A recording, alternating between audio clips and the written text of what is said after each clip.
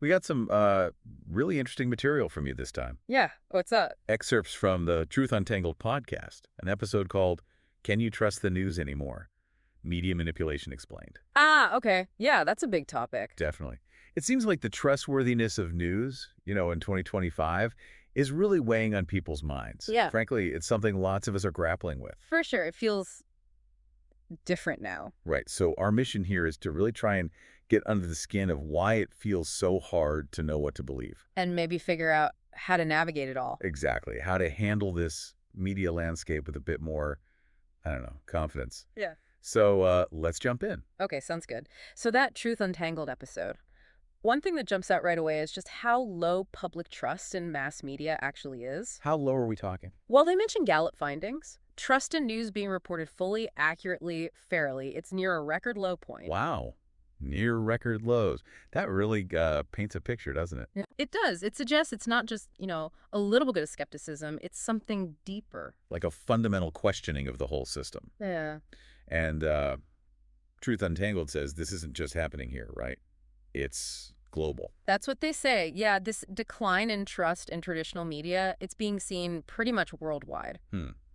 Which makes you think there must be some bigger shifts happening in how we all get our information. Exactly, regardless of where you live. So if people are losing faith in the old guard, like newspapers and TV news, Where are they going instead to find out what's happening? well, the podcast points to a pretty big move towards social media. Okay, yeah, that makes sense. And influencers, even YouTube channels becoming like primary news sources for a lot of people. That feels like a huge change, a seismic shift, really. It is. And the podcast contrasts that with the past, They bring up someone like Walter Cronkite. Ah, yeah, the most trusted man in America. Right. And that level of widespread trust, it's almost impossible to imagine one single news figure having that kind of, universal confidence today. Totally unimaginable. Yeah. So the big question is, why? Why has trust dropped so much so fast? That's the core of it, isn't it? What's driven this? And that Truth Untangled episode you sent over, it digs into some pretty compelling ideas there, especially around how the media's business model has changed. Ah, the money aspect. Yeah. It feels like the main goal isn't just informing people anymore. That's a really key point they make. The old model, Journalism 101, was about informing the public. That was the job. Not now. But now, especially with digital media, there's this huge reliance on ad revenue, which means... Fixating clicks, Yeah. views, shares. Exactly. Engagement becomes the name of the game. It's a massive driving force. Okay, right. But if the focus shifts so much to just getting clicks, how does that affect, the actual trustworthiness of the news? Well, that's the potential problem. Seems like chasing engagement could lead to cutting corners, maybe. Precisely. Truth Untangled talks about how, to get that engagement, some outlets use tactics that are, well, pretty manipulative. Like what? Things like playing on fear, stoking outrage, using sensationalism.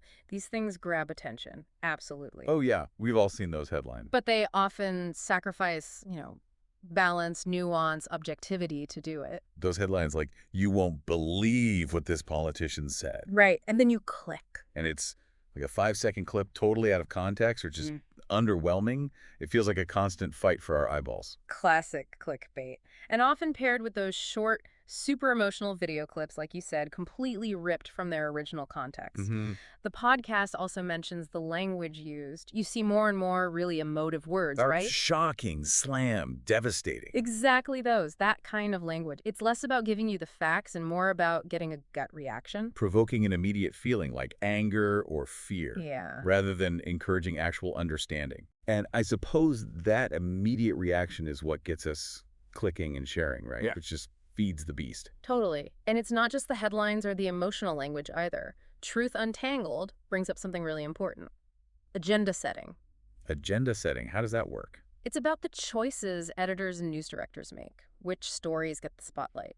Which ones get buried or ignored? Ah, okay. And how do they frame the stories they do cover?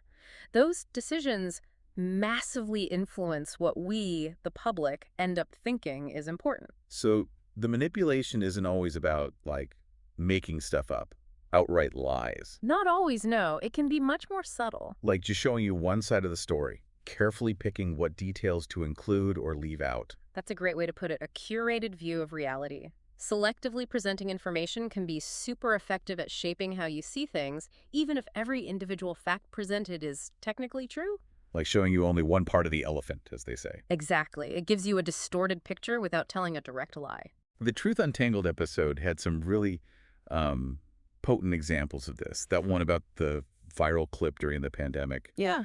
doctors making false claims about a cure, that really stuck with me. Oh, yeah, that was a stark one. It just showed how insanely fast misinformation can spread online. And the damage it does, right? Even though that clip got debunked and eventually taken down. It had already reached millions. Yeah. And you have to assume the initial impression lingered for a lot of people. Definitely. It shows how hard it is to put the genie back in the bottle once bad information gets out there. And then they contrasted that with stories that are maybe less, flashy, but arguably way more important, like Right. corporate lobbying influencing environmental policy. Right. Stories that don't generate easy clicks or instant Okay. outrage. It makes you wonder, doesn't it, how many crucial things are flying under the radar just because they aren't sensational enough? Exactly.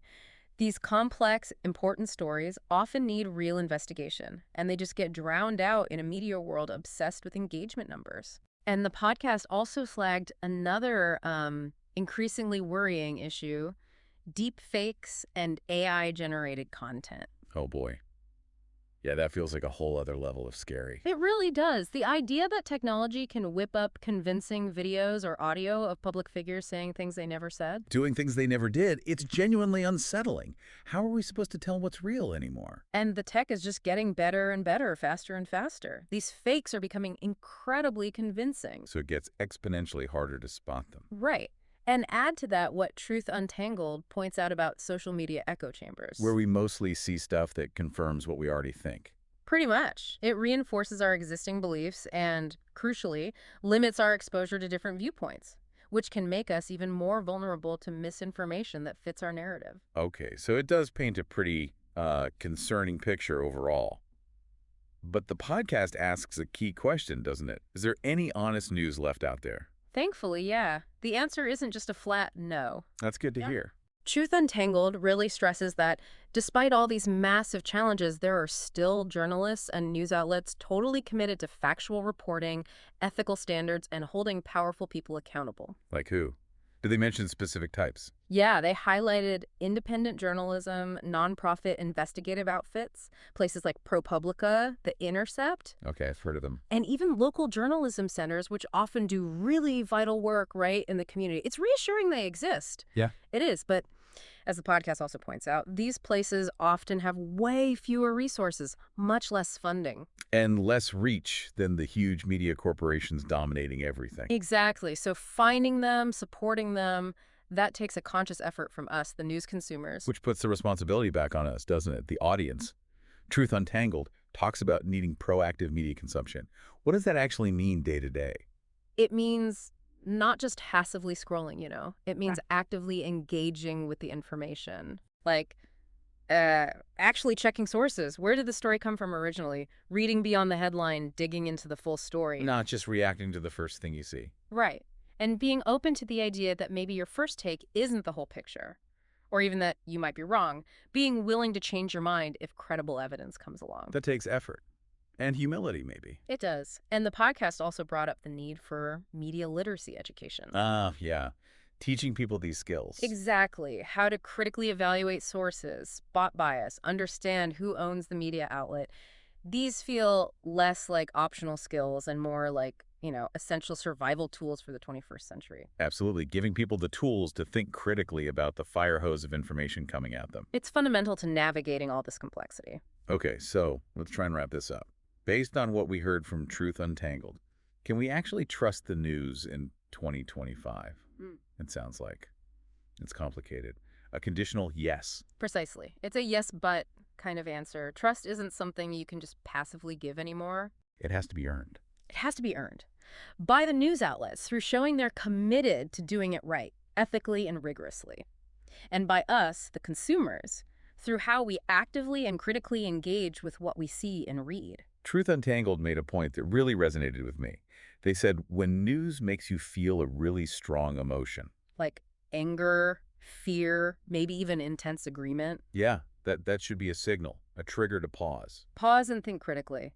Ask yourself, who benefits from me feeling this way right now?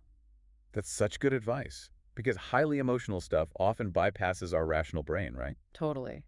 And the podcast reminds us, those algorithms feeding us content online, their main job is to keep our attention glued to the screen. Not necessarily to show us what's true or accurate. Exactly. Attention over truth, which means we as individuals have to be way more discerning than the algorithms are. It's definitely a lot to take on board. Yep. But ultimately, that Truth Untangled episode finished with a really crucial thought, didn't it? About the link between information and society. Yeah. That a well-informed society is absolutely vital for a functioning, free society. It's the foundation. And that foundation starts with each of us, taking personal responsibility for what we choose to believe, what we choose to share. It really does. It's on all of us, starting with being aware, thinking critically, and making the effort to seek out reliable, diverse sources. Well, thank you for joining me for this deep dive into news trustworthiness, all sparked by that Truth Untangled podcast. It's certainly given me a lot to think about. My pleasure. It's a conversation we absolutely need to be having right now. We really hope it's given you, the listener, food for thought too. We encourage you to chew on these ideas, maybe talk about them with others. And try applying some of that critical thinking to the next news story you see. Definitely. And maybe just leave you with this final thought to mull over. In this age where information, good and bad, is just everywhere, instantly, what's your specific role? Your individual responsibility in helping shape a public that's more informed, more discerning? How can you actively contribute to a news environment where, truth and real understanding actually get prioritized?